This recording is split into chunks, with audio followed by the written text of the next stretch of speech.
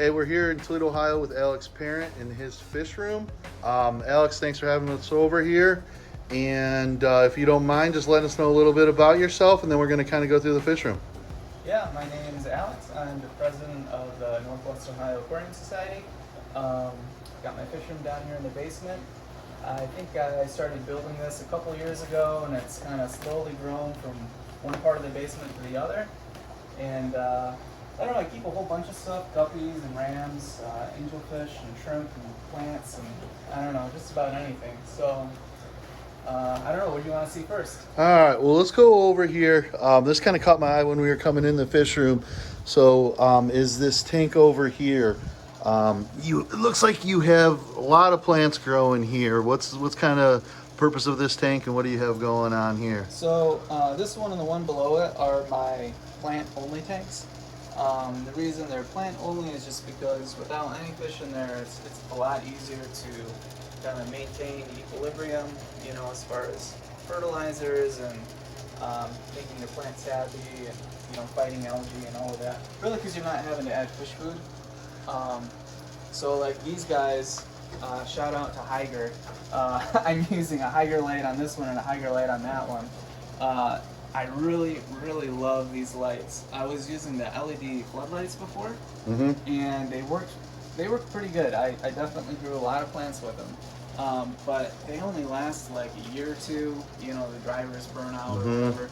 And I'm like, you know what? The price on like the planted LED lights have come down so much, to where I figured I might as well try it. You know, because it wasn't that far off, and you know, so it was less wattage, and I'm certain there was more power out of this light. This is like the 24/7 on-off, so it does like the ramping up and stuff. But the day I put this light on, the plants were just purling like crazy. So I could see the difference right away. You know, the CO2 injection was just the same. That's what I was going to ask you. So you're running CO2. Yeah.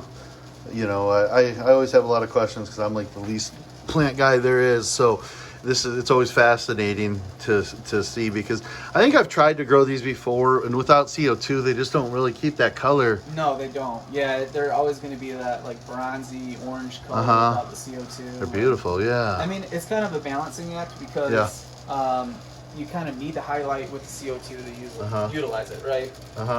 So I mean, down here, dwarf Sagittarius, you know, easy plant to grow. You don't need CO2 to do it, but everything's going to grow faster within the highlight.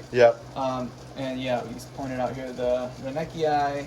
This one's really cool. This is a Hygrophila, like Aquarium bosa or something. I just love the big leaves, the broad leaves on it. And it's the same one down there. Look how red those leaves are. Yeah. You know, just from getting that CO2 and bright light. Yeah, they're gorgeous. So, well, cool. That's awesome. oh, and what is the substrate? Eco-Complete is my favorite. That was going to be my next question. Yeah.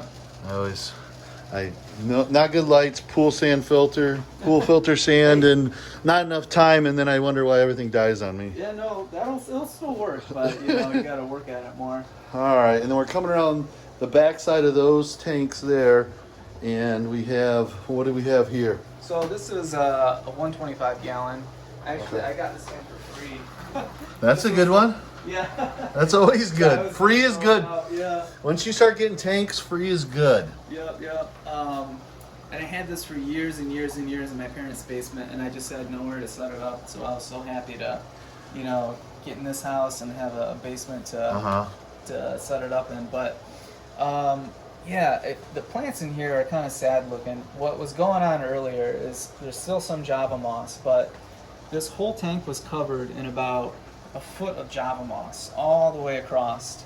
And I actually filled up an entire 5-gallon bucket, you know, all compacted down a Java moss. That's how much was in here. Oh, wow. And so this is the tank that you had the Congo, or the penguin, emperor penguin? Yep, right here. You can actually see them. Oh, yeah. When I started pulling the moss out, a ton of fry came out, and I still had this really big angels in here. And they just went to town. They were gobbling up all the fry. Yeah, so these are the fry, though. Yeah. From there. Oh, neat. Yeah, the survivors. And then what do you have back there? So those are some rams that I bred, and I just put them in here to see how they do. I feel like ever since I pulled all the moss out, everyone has been like traumatized. You know, like They lost their cover, Yeah. their security blanket. I mean, they're coming out a little bit, but this sand is so light. I feel like Yeah. it washes out. That's a good looking stir by. Yeah, I feel like it washes out the color on the rams because I have some adults in here too, and I don't know, they just never seem very comfortable. Yeah, those tetras. I mean, Oh yeah, and those are things cardinals. Yeah. those things are nice size. Yeah, they're a couple of years old now. I was gonna say, yeah, you know, There's some neons mixed in here too. a lot of times, you know, you're gonna see these at the store, and they're a fraction of that size. So Yeah. you kind of forget sometimes when these are how big and beautiful these things can actually get in your tank. Yeah, I'm doing like a overflow thing. I had like one of the DIY PVC overflow things, but I had so many problems with it. You know, like keeping the siphon going. I finally broke down and I got that for free. I got really lucky. I was gonna buy one, and then you know this was like I think a king of DIY design. Yep, I you know? recognize that.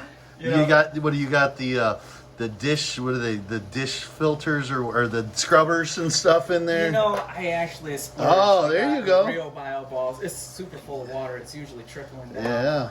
Yeah. You know, just some mad and some lava rocks underneath Yeah. there, but That's perfect. Like a lot of, you know, you think you got to go out and spend this and buy these $500 systems, and really wet dry little systems. ingenuity. Right. As long as you're getting that bacteria, you're I'd good love to to replace this with an actual tank one day, like a 40 long underneath there or something, but Yeah. one day. Well, that's what keeps the hobby going, is all the projects. Yeah. And then obviously this drew my eye right when I came into the fish room, just because I'm a big cichlid guy, and this looks like a lot of the tanks I've always had. Yeah. But these are, what do you got going on in here? So I've got the Lulupi, I've got some Brichardi in here. I've got Gelitochromis Marleri. There's a couple hiding back there. Yeah, there's one, and Yep. you know, I tried to rescape this the other day, and I don't know, I sell a lot of fish out of this one, so having all of the rock work is not ideal. Fun for when you're going to bag them. Yeah. So what we got right here? So that guy, oh man, Jim Queeney's gonna kill me because I can't remember their name off the top of my head. They're another Tanganyikan though. Yeah, that's what I was gonna say. They're cool. Macrops. I think it's Macrops. Okay. Here's the male. He looks awesome. Oh yeah, there he is, right down there, huh? Yeah. So I think there's 4 of them total. I like those because the males, they have like, it's almost like they have that fake egg. Yeah. And you can see the like speckling he's getting on the side, and I don't know. I just love their head shape and how big their eyes are. Yeah. No, this is a cool tank. This is a cool tank. I don't know if you can see. He's got kind of right here. This is kind of a working table for bagging fish and stuff, and it's kind of cool that it's like in the middle here. And I could see myself sitting here in this chair here, right here, and just staring at these tanks. So as we go on, I see this is an empty tank right up here, ready to go. I think my plan, I'm gonna do 275s on the bottom and 2 on the top. So you know, like I kind of threw this in haphazardly, but that's my plan. I think I want to get 2 more 75s and just kind of have a wall of 75s right there. And then this is interesting. I think we got, there's a lot. Is that Guppy? What is that? Guppy or hornwort? Guppy grass? And hornwort, yep. Okay, and then what's in there? I think these are like the Tequila Sunrise Guppies. Okay. I can't really call them Tequila Sunrise anymore. I mean, even when I got them, I probably shouldn't have called them Tequila Sunrise, because as I grew out, I realized that something had gotten in there and kind of mixed with them. But they're really beautiful, and obviously, you know, hard to see looking down at them. But that's what's kind of cool about having the tub, is you get that perspective looking. You know, get a lot of bang from your buck too. With, I mean, this thing is thing is tucked away here. It's like I actually didn't realize that. I thought this was the whole thing. It was the shallow tray, but then I realized it's all the way down there. So you got a lot growing out on there. And then what's the lighting on here? It looks like nothing crazy, right? Yeah. And you're growing it all? Shop light, yeah. So you don't need... I neglect this tank so bad. I mean, I maybe water change it once a month. And it looks great. Yeah. Yep. That's cool. That's, I think, Everybody kind of needs one of those for their fish room. Now this tank's up here is really cool. I mean, there is a ton of action going on here. What do you got going on here? These are pink comet swordtails. Okay. Yeah, and I sold a lot of my mature pairs. This is the only mature male I have in there. But I don't know. I've never seen them before, and so I was excited to get them. And they're colorful, and I don't know. They're really kind of neat. underrated. Swordtails are underrated fish. I think you're right. I think a lot of this stuff, maybe it was one of the fish you got when you're in the hobby, and then as you kind of explore more, you kind of start going for the exotic stuff, and then at some point you kind of go back to some of the basic stuff, and you appreciate some of the simplicity and why these fish were great in the beginning. Yeah, I mean, what's not to like? They're beautifully colored.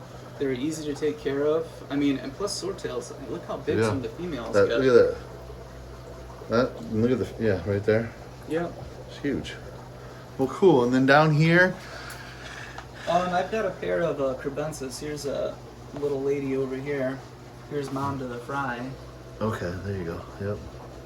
And I don't know. I've seen like variations with the crebensis as far as I don't know how bright their colors are. And, I don't know, these ones are really pretty to me. They just got that like rainbow thing kind of going on. Mr. Male is hiding. Yeah, I think sometimes, a lot of times too, these get mistaken with the apistos and so forth like that. And they're actually, I think, African cichlid. Yeah, I mean, they're not a riflic cichlid, but they're really neat though. I mean, really neat fish. And obviously, as you can see, it's cool. There's just these little cover spots in the caves here. Yeah. For them to kind of go around, and it's simple. I mean, you got the hornwort up here for some of the fry to get away from and stay safe. And then I think you'll find that theme pretty soon here with hornwort and these things. Well, you got enough growing, right? Yeah. These guys I got from you, the blue leopard or the pepper cories. Yep. I've got some big adults in here. I don't know. Down at the bottom, I'm never gonna notice when they're spawning. You know what I mean? Yeah. Is that a pencil fish? That's actually a white cloud minnow. Oh, okay. Gotcha. Yeah. And I've had really good luck. Here's some white cloud fry right there. Oh yeah, there you go. Oh man, yep, right in the front. Yep, right there. You don't need to use summer tubs to spawn these guys. They love the hornwort. Yeah. That's really all they need. And I'm always putting baby brine shrimp in here, so the fry always have food to eat.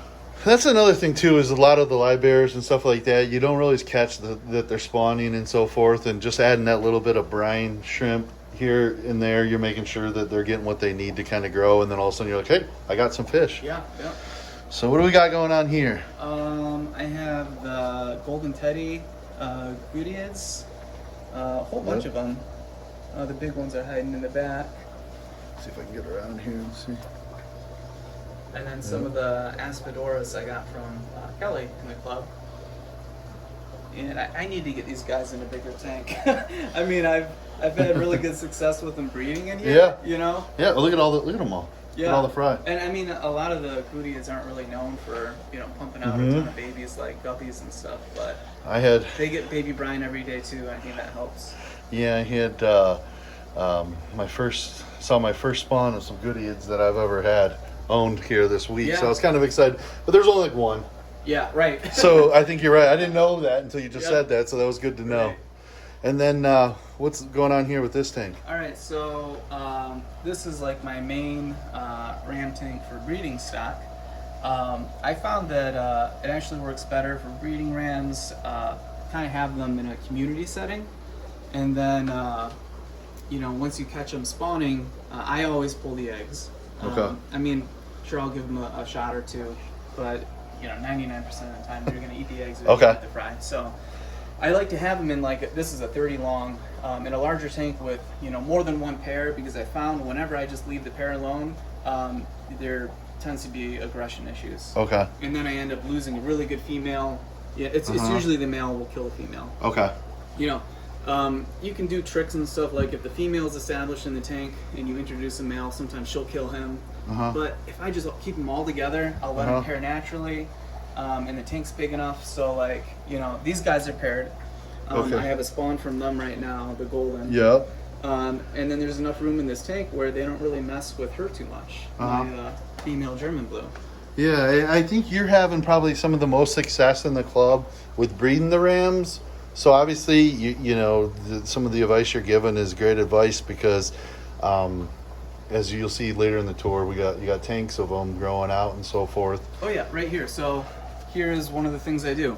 Here's a bunch of fry that just hatched on the 15th. So I don't know if you guys can see them. They are. I think I can zoom. There you go. Yep. They are just about to go free swimming. Look at You all can that. see some of them trying to take off right now. What's the survival rate on these things here?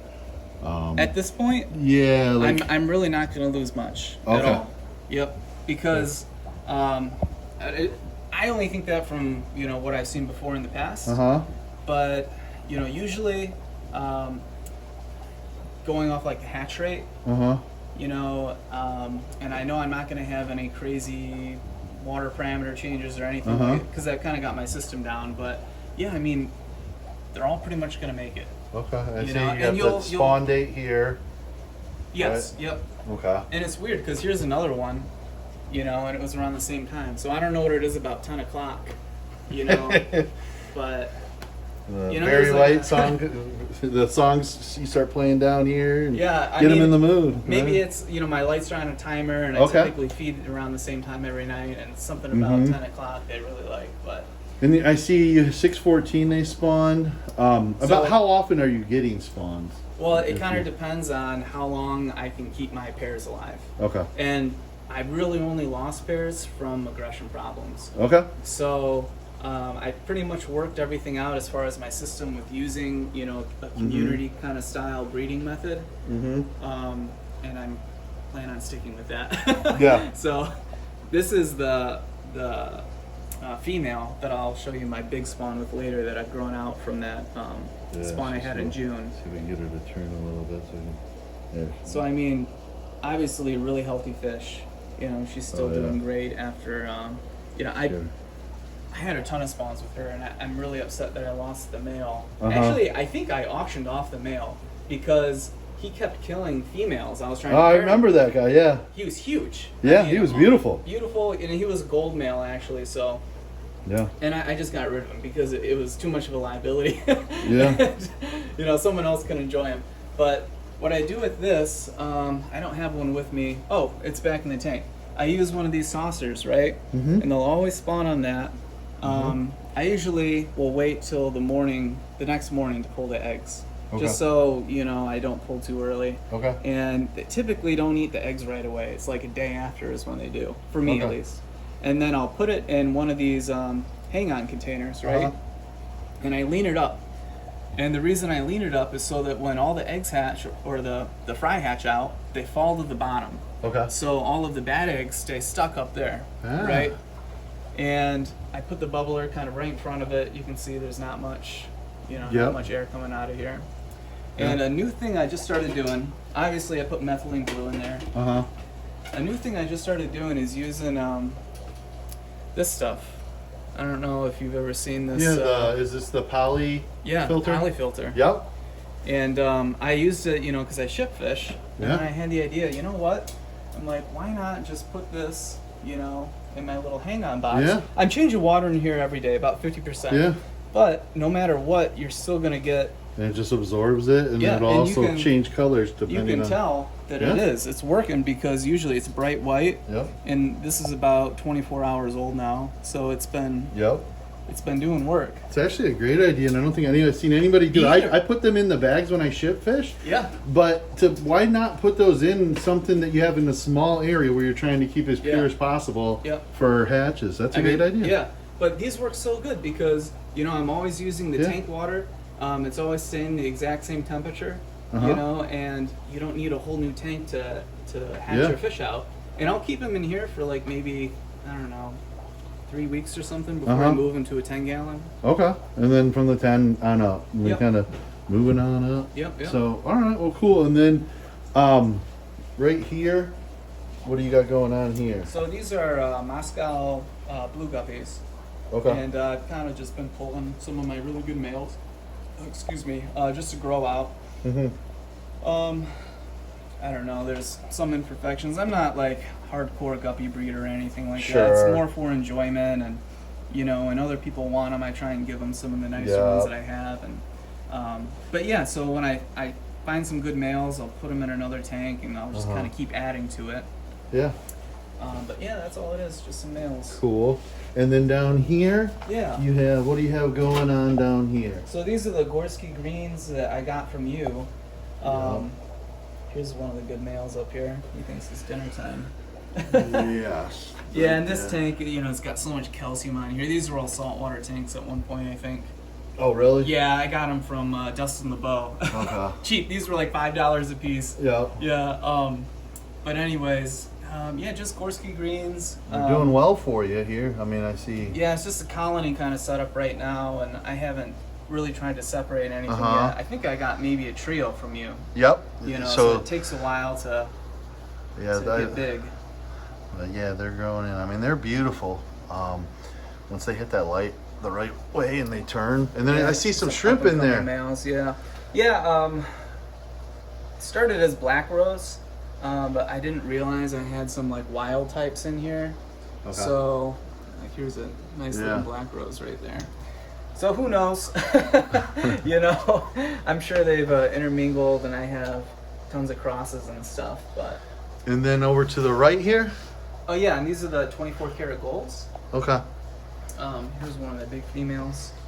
I have two different lines of 24 karat gold in here, and I can still kind of tell them apart. I'd like to separate them back out because I want more of this, you know, darker gold color as opposed to like this lighter. Yeah. You know, still a pretty fish, but you know, I'd like to keep that differentiation going. So. All right, and then up here, these are really cool. I noticed these when I came into the fish room. Yeah. Before I talk about them, these sponge filters, I love these sponge filters, but I hate the suction cups. Yes. And if you have imperfection on the glass, like I said, like salt water and the calcium, it like, you know, breaks that suction. And I always fight with this when I replace the suction cups on it. But yeah, especially when they float somehow up to the top, and then this top is up, and it just starts shooting water off to the side, and you realize you know you got half the tank on the floor. Yep. These are koi tuxedo, and as you can tell by looking at some of the females, there's like a ribbon fin thing going on. It seems to be only present in the females, but really pretty. I have. Some of the, I guess, breeding stock, the best looking ones in another tank in the other room I'll show you. Okay. And then to the right here? These are calls and questionables. This is the motley crew, just living out the life, gangster style. Yeah, gangster style. I mean, they live a good life, don't get me wrong. Yeah. But you remember me talking about the tequila sunrise? Yeah. So as you can see, some of the coloring's right, but like the finnage is wrong, and yeah, they're pretty fish though. They've got like those pastel kind of colors, and I've got some panda guppies in here, some blue Moscow balls. This is an endler, like one of the red endlers. Just all sorts of stuff. Yeah. And as you can tell, like there are some really good looking guppies. Like, you know, these guys, that's what I was gonna say. These are totally fine, but you know, I'll be overly cautious, and I'd rather have a male in here. You know, grow out, see how he looks before. Yeah, this one's beautiful. Yeah. So. Yeah, I see some shrimp kind of shooting around here too. Oh yeah, it's hard to get out of all of them, and they're kind of just living, doing their job in the tanks. Yeah. And then what do you got going on down here? These are the sunset variatus. Yep. Really, really pretty. I don't know why more people don't keep like variatus species, but you know, as they get older and mature, they'll get more of this kind of. Yep, I think they're beautiful fish. I think they're very underrated. Super underrated. I did a tub of them this summer. My first tub experience, and I failed. I literally pulled out less than I put in. I failed this summer too. I think it was I think that was the theme that a lot of people talked about. I had trouble with the sunlight and temperature, and that was my big problem. I couldn't find a good spot, and I thought they would be okay where they were at, and they got too hot. Yeah. You know. I love this. I just love this. Just Guppy how it's. Yeah. I just love though. It frames. It looks like a big, a big bush. It's cool. Yeah. I mean, the fry certainly like it. I think there's some more Cory cats down there. this one there. Here's a really crazy looking shrimp. You know, once you start mixing all of these colors together haphazardly, you know, they just hitchhike, and you end up with some crazy looking ones. And then what do you have going on next to here? These are like the albino blue topaz. Another cool strain of guppy. This light doesn't really do it justice. So I'm gonna move this up. Oh, there you go. There you go. Perfect. Yeah, you can really see that. Oh yeah, those are. It's kind of, it's cool. They look, the tail looks so opaque. Like you got that little bit of that. Is that topaz color? Yeah, is that what right, it is? Yeah. Okay. Yeah. Those Just are pretty. Really pretty, and especially this one right here. oh yeah. Wow. Yeah, once they like get down on the sweet spot with the lighting, they really kind of shine. But I've got some really pregnant females. If you noticed real close on the glass, there's some hydra. Yes, my enemy. Yep, hydra. So I need to treat this tank to take care of that because I'm sure the fry don't appreciate it. But you know, you get hydra with brine shrimp. It's kind of they have that good food source. yeah. And then we're moving over to here, and obviously I always like talking about kind of the heart of the system of what you have going on here. So I don't know where you want to start, top, bottom? Well, so I got lucky. This was like a little, I don't know, washroom or something. Yeah. Hot and cold spigot I've got going into a thermostatic valve. Okay. And then that goes to a sediment filter, carbon wrap, and a carbon block, or vice versa, I can't remember. And then that goes over here to, there's a solenoid, it's like for a sprinkler system. And then that's a Rainbird, that's a controller for a sprinkler system. And then up and over to the tanks. Yeah, so this is a really, really new addition I made here. And the idea is that I can keep adding on with these sprinkler solenoids. So, you know, they're all like zone controlled. So each one would be its own zone. So I can do, you know, one section of the fish room, then the other one, and put them on a schedule. Perfect. So, you know, I can kind of turn it on whenever I want.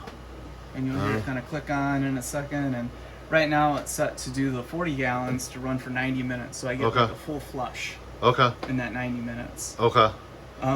Right That's now awesome. it's running right now, and I don't know, I'm still trying to figure out how often I should do it. Where to dial it in at and stuff. Yeah, because like it's 640 gallons, 240 gallons. I'm doing 100% flush. That's a lot. 3 times a week is a lot of water. You know. So. I don't know. No, that's cool. Right to the right of this, though, you can see I've got my hose. So I do most of my water changes with this hose manually. And then it can tee off to the RO, and that's where I store the RO. And then I see you got your linear air piston in there. Yeah, and you cannot hear that thing, huh? No, I love them. That's the best thing I think I did once I decided I wanted to do a fish room, was to add that, because you enjoy your fish room. You enjoy your fish room, it just gives you so much I mean, flexibility you got all the lines running. Add tanks. You know, it takes 1 second to drill a tap and you know, drop a line. So now we're in this section in here. You were telling me this was the initial fish room, right? So this is where I started. I had some tanks in the basement before, but this was a room I actually set up in mind to do a fish room in. You know, so I put some insulation in the ceiling and vapor barrier, because I knew my big challenge down here was going to be heat, you know, in the winter time. So I like built this rack. You know, I watched Aquarium co-op video. Like, you know, it works great. Cinder blocks and the 2x4s. So this was the first rack I made. And then I made this rack, and then I made this one, and then the one behind you. So let's start over here. Over here before I get everybody sick by swirling around.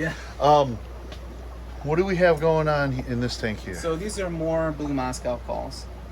You know, they've got some cool color, but they are not blue Moscow. Some of them are on the verge, but yeah, just pretty guppies, and I think I'm just calling them, you know, fancy blue green guppies. You know, So, and then this is cool. These are cool. What kind of shrimp are these? These are the goldenback yellow Neocaridina. So explain for a lot of people that don't understand the difference between like the Caridina and the Neocaridina and stuff like that. I mean, what is there a difference? I'm not a shrimp guy. Yeah. So I'm species, curious about that. And there's a lot of different species of Caridina, but you know, there's like a ton of color variations of the Neocaridina. right? Okay. And this is a golden back yellow. I've got maybe 5 or 6 different Neocaridina strains going right now. Okay. But yeah, these are the easiest ones to keep. Yeah. You know, Nothing crazy water parameters. You're basically the same as what you're doing with the rest of the fish. Yeah, they'll pretty much adapt to, most conditions. Okay. So trying to chase pH or anything was kind of silly with them. Yeah. They don't like shock. They don't like any sudden So change. small water changes. Yep. Not huge water changes. Okay. And this tank's a mess. So there's like tons of these are like baby Malaysian trumpet snails, and yeah. I'd love to just reboot this tank and pull the shrimp out because I don't Those like looking Malaysian at them trumpet snails, Yeah. the babies, are like it becomes your substrate. Yeah, that's kind of what's going on here, right? This is cool. What is this? Is this? That's Java moss. Yeah. That's Java moss. It just seems so much darker. Well, yeah, and like it'll grow differently and look different just based on the lighting and CO2 and fertilizers. It's crazy how different it can vary just based on those conditions. But I see you have some pothos then filtering some of the water. no, or are it's you just not. growing? It's just growing, okay. doing its thing, and it's kind of a bad setup because it dries out so fast. And, it's a very hardy plant. And then this next tank here that we've been talking about, it looks like you got tons of angels. Yeah, yeah. So these are from this pair right here. I don't know. We're going out of order, but no, that's all right. This is like a blue zebra, and that's like one of the gold head beautiful marbles. Yeah. That marble. Yeah. And then that right there, that looks great. Yeah, and I don't know, but she does have some really pretty blue color. Yeah. It just kind of varies, So then these are theirs then. Yeah, yeah, and you get. I have, juveniles more grown out. I can show you. You see, you've got marbles, you've got zebras, you've got golds, you've got I think they're clowns where like the stripes are actually spots, kind of. There's a bunch of weird stuff comes out of them. So that's cool. Yeah. And then next to here you have. These are the blue diamond neos. Okay. Gotcha. And there's a ton in there too. Let's see if I can get in on. Yep, there you go. Okay. So blue diamond. Yep. And then, all right. So then on this, what's the next tank here we got going on? So just a couple 5.5s, and only have a little betta in here. He's a Dumbo Weir. Super pretty. Yeah, what the color strain is, but. Yeah, I love the grayscale on the side, and then it's like, is it like maroonish, purplish color? And then right here on this tank, what do you have going on in here? Some Borellii pistos. This male is beautiful. Yeah, so I've had him, I'd say probably close to a year. Yep. And I've been trying to breed them, but I have not had a single spawn. Male and female. My experience is sometimes it takes a while. Something happens because you got the caves going on. You have a male and a female. You have plenty of hides. I had it more dark water, the tannins, and it finally broke down and did a water change because it was going on like 2 months or something. Yeah. So I'll try the leaves again. Yeah. We'll see what happens. And it might be just the change from, going from the tannins kind of being out of the water, the putting them back in. Yeah. Can spur them on. Also, some of the, which I'm trying to get my hands on, and I think we were talking about this, is some of the white worms too. Yeah. Just to really get that female going. And then down here, what do you have going on down here? So these are the Santa Maria bleeding heart endlers. Okay. The males are super colorful. Yeah. Got that bright, red, orange stripe that runs all through them, and a little bit of green on the fins. Yep. I don't know, just something different, and they've worked well for me. These guys, they started out as like a lime green endler, and they just took off, and the strain was terrible to start with, but I ended up with a lot of these males. So I just call them endlers. Yeah. And they're beautiful. Yeah. Don't get me wrong, but they were not what they were sold to me. So here's another variant. Sometimes it is what it is, and you just enjoy it for what it is. Yep. And then we have over here. What do we have going on over here? This is one of my Panda Guppy tanks. Okay. And this is one of the first tanks I started mixing the shrimp colonies with the guppies. Okay. So I've got a line of Bloody Mary neocaridina in here. Yep, right on the. I can see a lot of them on the rocks and down here. And it's interesting because you never see the baby shrimplets, right?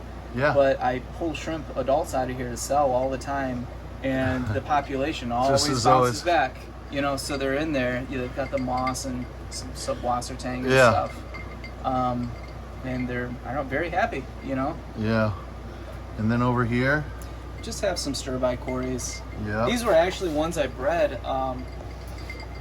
Some of the eggs were mine. My buddy Jared, he called me and he's like, "Hey, I got stir-by eggs if you want to come over and get them." So, you know, they lay eggs like one at a time, kind of all over, so you got to fish for them. And it's really labor intensive. And I got like, you know, a whole bunch and I hatched them out over here. The eggs are really durable though. You know, I mean, I switched tanks and water, drove them over to my house, and they all hatched out just fine. Yeah, I like them, the stir-by, because they're like chunky. They're like little fat guys swimming around. Is the way I picture the stir-by. And then over here back on top here, as we turn the corner, what do we have here? More pandas. Yep, blue pandas. So you're really cranking up the Dumbo pandas. pandas. Okay. Yeah. Yep. I don't know, not much to say about them, you know? Yeah. Just another guppy, and they've got this whole 29 to themselves, and more hornwort, right? Yep. And then over here, I'm starting to feel back at home again with all these rocks. And wow, look at all the fry here. Yep. All Burchardi. I had the Lalupi and the Julie's in here too, but I decided to take them out because it's only 55, and here's another spawn over here too. Yeah. Burchardi were just taking over the tank. Yeah. And they were beating everybody up. I had the Julie spawn in here, but I'd only find like 2 or 3 fry at a time. You know, and a lot of them just wouldn't really mature because there's too much competition for caves and territory. And then down here, I like to see you got some more pistos here. Yeah. You got triple red? What do you got? They're not the Exezi, they're cockatoides. Yep. Yeah, maybe triple red. Or I can't remember. It's hard to tell sometimes. They'll label them different as a double red, triple red. I'd have to look back at the order, but yeah, no, sharp looking. so I'm trying to do like a community thing in here. So Yeah, it's to kind of see if like, you have some luck, kind of like the rams. 4 males and females and a bunch of different caves, and I mean, I could have had a spawn. This one is like if I remember to look. But That's cool, Tank. I like the is it the veil? Yeah, jungle veil. Yeah, I like that. It kind of it's coming through everywhere, and they're kind of swimming in and out of it. Yeah, they enjoy it. And then next here. Here's another really cool. It's like a plakat betta. I think. What do I have in here? Oh yeah, the limias, like blue or black bar limia, I think they're called. There's probably more hiding in here. I'm not sure where they're at. You got a decent amount of places to hide. Yeah, see, I'm battling a little bit of algae in here. And, yeah, not too much going on. And then let's just go right down here, and then we'll kind of move up. Okay, so this is the Blue Moscow Gone Wild tank that I end up trying to pull some of my really good ones from. I'm just trying to, I guess, wait and see what happens with this, because I pulled my breeding stock out of here already. And this is my wait and see. You know, I'll separate some good males and some good females, but yeah, you know, here's a bad one I need to get. And yeah, it's just a lot to stay on top of. And then over here. So this was my attempt at breeding the dwarf Mexican crayfish. There's one on top there. Okay. They tend to really crawl in these rocks and hide a lot. Hiding up there. Catch them. Okay. Yeah, and I couldn't really tell you how it's going. I've seen a couple, you know, couple pass away, but yeah, I don't know. It's kind of one of those weird things. Yeah. And then here. So these are my dragon guppy. These are like dragon mutts. You know, so what happened is the red dragons and blue dragons had crossed. So you get some really interesting looking ones, but you know, they're just living their best life right now. Yeah, I think there's some scuds in here too. And then these are the like split tail, like fire red endlers. Okay. Another really cool endler strain. We're just trying to grow them out. Endlers grow slow. I feel like You know, guppies Yeah. don't grow incredibly fast. Yeah. Endlers are even slower, I feel like. Okay. And they're the way they color in makes you think that every single male is going to be a call, because they kind of start out more like white, like all-bodied kind of white, and then they fill in, you know, more silvery and then red. So yeah, it's kind of weird. And then down here. These are, sorry, these lights are not the greatest, but these are Dumbo ear rose tail. Okay. So the females have a blue tail, and the males got that pretty bright red. Nice, yeah. And then this here. So here's an actual red dragon. Okay, let's see if I can get in there. Okay. I have another red dragon strain. I just haven't combined them. I kind of want to keep them separate and see what happens. Yeah. The one on the bottom I like more than this one, but. All right, let's see. This is gonna challenge me here. I might even just get down like this to get it. All right, so what do we got going on here? These are the albino platinum. I can't remember the rest of the names escaping me. Okay. But yeah, I found these guys online, Oh, cool. and I've yet to see another strain like this. Really pretty. Yeah. Got a couple females here that look pregnant, so Yep. hoping to get more of these for the club. And then over here. So this is my actual like blue Moscow, you know, breeding stock. You know, I've got some of my best males and females in here. The lighting is so low, and the black background, they look like black Moscows, honestly. They're really sharp in this tank. I think it's cool. You would think black on black, it'd just get lost, but just looking at this tank here, look at these black and swimming in front, it's kind of pretty striking. Yeah, I love the black backgrounds, only because, you know, it sucks in all of your light, Okay. but it showcases the fish, you know, kind of the best, and plus Yeah. it hides all the algae. So. Yeah. There you go. Less work. And then down, all the way down downtown. So that's my preferred red dragon line. And you can Yeah. really see the difference with those I guys. see what you're saying. Yeah, much And better. striking. Yeah. And then right next to him is the only blue dragon. Oh, that guy's cool. Yeah, I don't know if I've ever seen one of these guys. Yeah, very awesome. Yeah. Bunch There's a of couple. Yep. Couple in there. Cool. And then I wanted to kind of take a step back, because when I came in this fish room, we were talking about this. I think this is cool. It's very simple. It's not like a bunch of expensive tanks. It's a bunch of 10 gallons. Yeah.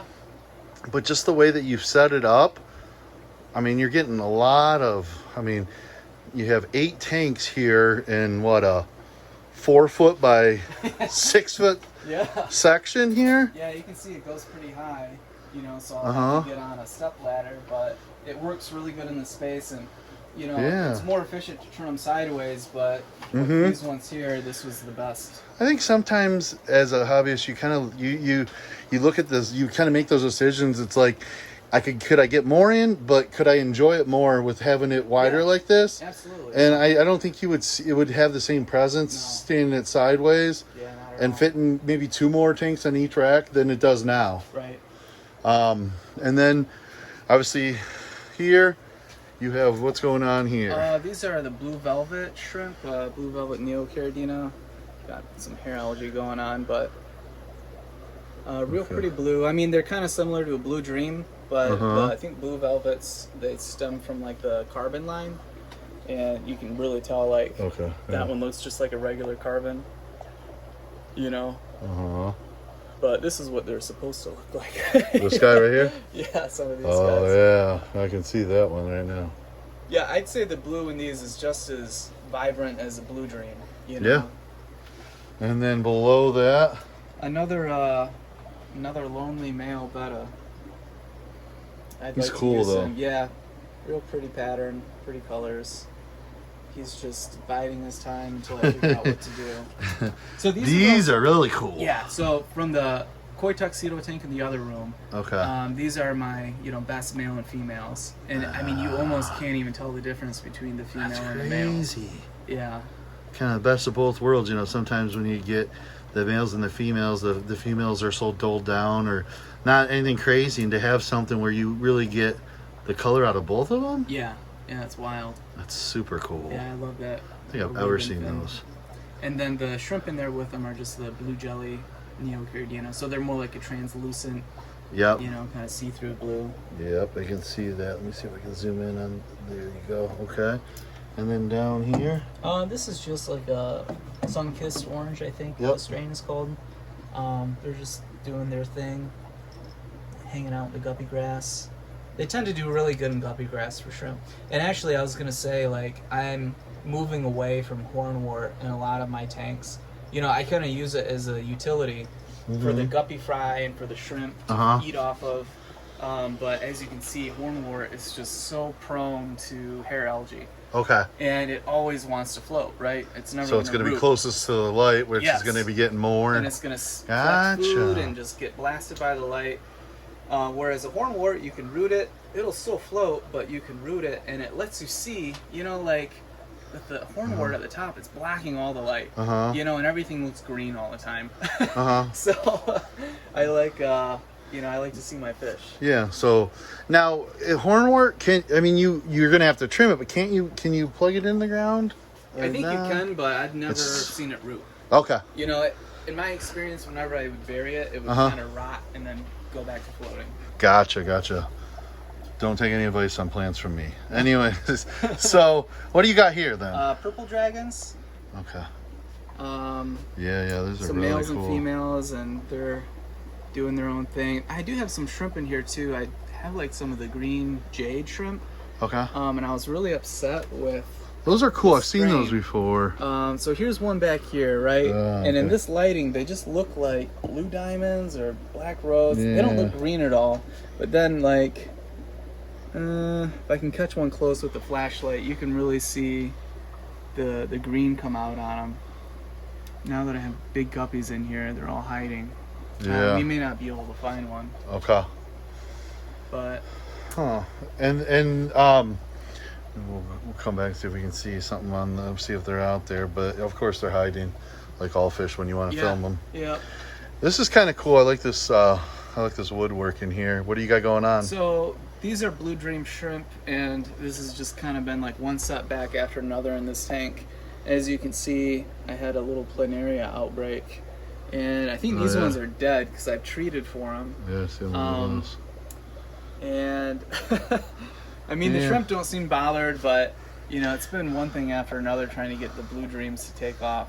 I think it's important to understand that in any fish room you're gonna have things that are gonna happen. You're never gonna be 100% free of anything happening. Right. You're gonna have hydra. You're gonna have fish that if you're taking in fish that are gonna get sick and stuff like that. But it's just learning to be able to do it where you're, you know, being able to get rid of it as fast as you can.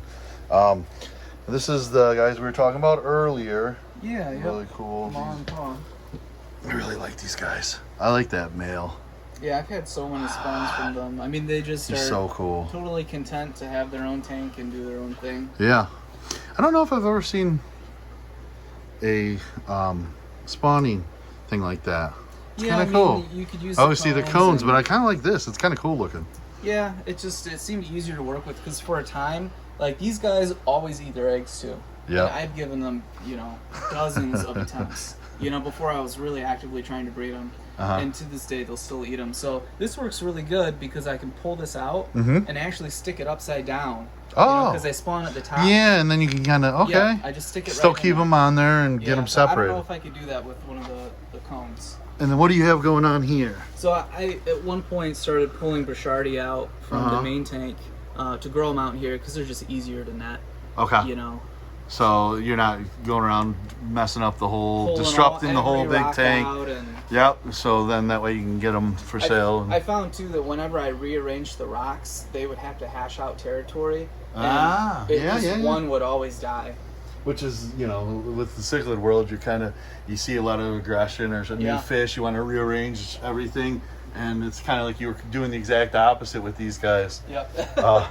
And making itself harder for you. And then I see a red shrimp here. What so this is my breeding strategy for Neocaridina. It's lots and lots of plants, and really just don't do anything with it. You know, I'll change water here maybe once a month, like 20% is all. It's working. There's a ton in here. Oh yeah, there's a ton. And I use this stuff called Bacter AE. It's a probiotic, so Okay. this will actually kind of create a biofilm on all the surface area in here. Really? Yeah, so this really helps the baby shrimp survive. Okay. I think that's where people typically have trouble with, getting more shrimp, is the babies don't have enough food to eat. 'Cause Okay. they really need the biofilm. Ah. So, I mean, this stuff I'll put in like once a week, Okay. and it's really not much. Like they say to use like a capful, you only need like a grain of rice in a 10-gallon. You need very little for it to do its Yeah. thing. But And other than that, are you feeding them anything else then? just normal shrimp food. Shrimp food? Yeah, actually, I found that just using like regular spirulina powder, it kind of mucks up your tank. So it's not really ideal. But I was kind of doing a side-by-side comparison with a tank I was giving this to every day, a little tiny bit on the surface of the water, and that population really exploded. Huh. So I didn't realize spirulina is, I think it's really high in iodide, Okay. and iodide is essential for the shrimp's molting. Ah. A lot of times people lose mature shrimp because, there's a malnutrition thing going on, and they'll get what they call like the white ring of death kind of in their center body, where the molt basically isn't happening. Their shell won't break open, and they end up dying from that. So That's pretty interesting. yeah, they're really easy to, so I mean, they need the plant matter, they need the protein too. They'll start eating each other, if you don't give them enough protein. But Yeah. And then the tank next here? then this is more the sun-kissed orange. Okay. you There's know. one swimming right there. Let's see if we can get in. So, another shrimp strategy here. As you can see, these two tanks, there's, I would say, 75% full, a little 25% down here open, but it looks like it's working. Yeah, I mean, they're just hanging on the hornwort and guppy grass, just, they want that surface area. That's really cool. Like I said, I was kind of looking forward to coming here and learning some more about the shrimp here, because I knew you do have those, and that's something I think a lot of people want to, but it's a little unknown, and I feel like that whole thing in the hobby has blown up. Yeah, The shrimp. definitely. Yeah. And then as we walk out, you can kind of see here, he's got kind of just the maintenance stuff for the fish room, weight, food. What's some of the, I always like to see what everybody's kind of feeding their guys here. This is my go-to right now. I've been buying a lot of Ken's food, but this one in particular, the premium cichlid flake, I really like. It has a probiotic in it, but I mean, compared to some of the other foods he makes, like, I mean, if you're just kind of comparing the number of ingredients, this has like no preservatives, whereas this one does. Yeah, you can see the list is half the small. Yep. And the fish really love it. I've been kind of giving it to everybody. Yeah. But I do vary it a lot too, like with vegetable flakes, and I think this is the other one I use a lot too, the ultra hatchery flake. Okay. But there isn't that much of a price difference, so. Yeah, I think too.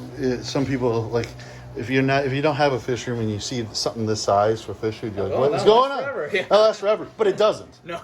No, it doesn't. It's actually pretty alarming how fast that actually these bags of food, and that's why you have So many.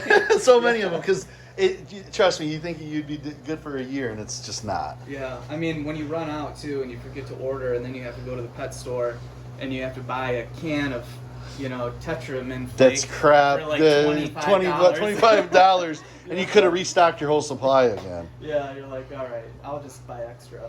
Yeah. But there's some other good stuff in here. The New Life Spectrum's really good. This is a really good shrimp food. I would really recommend this for like mystery snails too. Okay. Really, because this is like calcium fortified. Okay. And that's the big problem that like the mystery snails have with growing, especially if you're feeding them a lot. I've noticed with mystery snails that you can feed them green beans like crazy, and they'll eat them, but they'll actually grow faster than their shells can keep up with, and that's where you get a lot of like the shell pitting and weird deficiencies, because they're eating and growing faster than their shells are forming. Okay. So if you're feeding something like this, you don't really run into that problem. But I've noticed like mystery snails, you don't need to feed them as much as you would really need to feed a fish. You need to feed them, but it can get by with They're a lot getting a less lot of food it. than you think. Gotcha. Yeah. And they're not getting to as fast as the fish are, so And- you can kind of.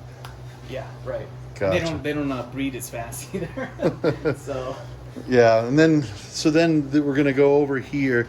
This is the newest addition to the fish room over here, correct? yeah. So this is what that automatic water change system was hooked up to. Yeah. And so forth. So you got, what is this, 640 breeders? Yeah, 640s. Just trying to use the space and still have room for my wife to do laundry. But she's okay with it so far. You left her, I don't know, there's a good 5 feet by 2 feet area. She likes to see the fish when she does the laundry. So yeah, let's go through these tanks because these are really interesting to me. As far as what do you have going on right up here then? So yeah, the whole idea was to just basically do grow out tanks. That's what I was gonna ask. Yeah, like what was okay. So these are the angels from that pair we just saw. Okay. These are the marbles that I pulled out. Okay. And these are the non-marbles. So you separated Yeah. the colors then. Yep. Okay. And in here, I mean, you have the regular zebra. These guys are actually golds. It's just kind of hard to tell from the lighting. And they'll get like a real solid gold spot on their head. And I do know that for sure because I have had, more mature from that spawn. Yep. And then you have some of these goofy guys here, where the stripes are actually like spots. Yeah. And there's some that's really pronounced. It's kind of cool. Like those are something you wouldn't necessarily if you're breeding for, but it's something that I think when they get bigger is going to be kind of cool looking. Yeah, and it's like how the stripes come in and out all the time based on whatever they're thinking. There's one right there that's kind of got it. But yeah, I don't know. I decided to do not black with all of these tanks because I didn't want to put lights above all of them. Yeah, so smart. So I was like, well, I didn't want to go white, so I went with this light blue, and it kind of, you can see the fish with the ambient Well, light better. the thing is that fish don't need a lot of light. It's more don't, for us. right, yeah. It's for us to enjoy them. And so that was smart by you doing that, and you're not, I mean, these are grow outs. These aren't show tanks. These aren't. Yeah. And then over to the left here, this is super cool. These are all those rams. Yeah, so these The the color's rams already that coming spawned in May, and I had one issue with this auto water change system. It's kind of making me rethink things, but my carbon block had failed. Okay. And I came down and I just saw every one of these fish up at the top, just gasping for air. And it was like gill damage, right? Yep. From the chlorine in the water.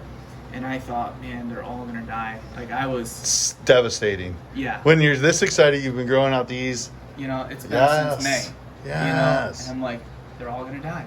Well, I got in here, I threw the Seachem Safe stuff, just like the brine. I threw a bunch of salt in, and I started giving them a bunch of baby brine shrimp. Yeah. And they went nuts to eat the baby brine. I think it kind of helped them pull through. Because like when I was researching what to do with fish with ammonia burns and stuff like that, live food really helps fish pull through stress like that, and trauma. That's great advice. And I only lost like 2 or 3, and that was it. And I've had a couple stragglers where like, I don't know. I saw one in here that. There's one down here. He's kind of hiding. Yeah, He just doesn't look that strong. Yeah, He's just maybe he getting hasn't picked on. recovered from that incident yet. Yeah. He may not, but. That's interesting about that ammonia burns and live food, especially if they don't get it, because they're weak. They need something to eat. They're probably not going to eat normal because of the shock. You're getting them to eat. The live food really it can be a make or break. I've heard people that do like the importing. Yeah. That is like the key to keeping those fish. They're at death's door when they come in.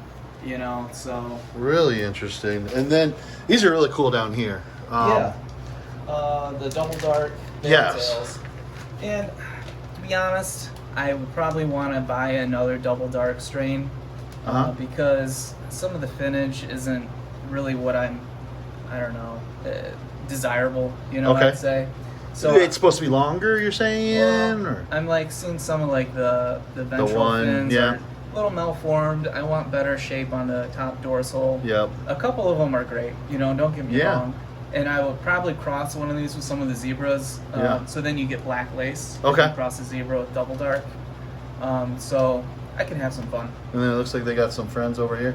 Yeah, I use Guppies to cycle all these things. Okay. And I just kept them in here.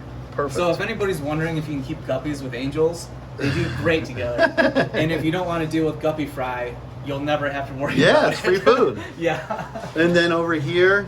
These are Pinoy veiltail. Okay. And as they're getting older, I'm seeing like some of these get this crazy dark tail. I don't really know what that's about. Yeah, I see that. But the finish on these are awesome. I Yeah. love how like vertically tall they are. Yeah. But you know, this tank without the light, it's not really doing them justice. You know, the blue and. Uh-huh. And then over here. So these are more of those marbles that I started with. Yeah. And these guys just haven't paired, so they're just in holding right now. They were in the 125. Uh-huh. I'd love to get a solid marble pair, Yeah. but They're we'll see what awesome. they decide to do. And you got a lone crib over here? A couple of them. There's one there, Okay. there's one over there. Oh, I see. And there's one back there. This one, guy right here, you know, having big the bottom painted so light, it really does wash out the color of these fish. These, yep. You know, because this guy was in the 125, and he always had like the solid black bars on him in that tank, and in here they're just always faded out like that. Yeah. And I don't know why, because there's another zebra back there. And Yeah. Oh, I didn't even see that one. Yeah, he was hiding. Okay. So Yeah, I really am in love with these marbled ones you have here, though. These are really cool. I got those, I think, from the Motor City auction. Really? A couple years ago. Really Yeah. good looking. Yeah, they're beautiful. I mean, I think that's one of my favorite things is when angels get big. Yeah. When they get that size and they really, yeah. they're striking. But so I mean I think that's pretty much the gist of it. That's amazing. I appreciate you bringing us through your fish room here. Yeah. And anything you want to say or anything about the club or anything like that too? You know, if you're interested in checking the club out and seeing what we're all about, I would highly recommend it. You know, you don't have to be a member to come to a meeting.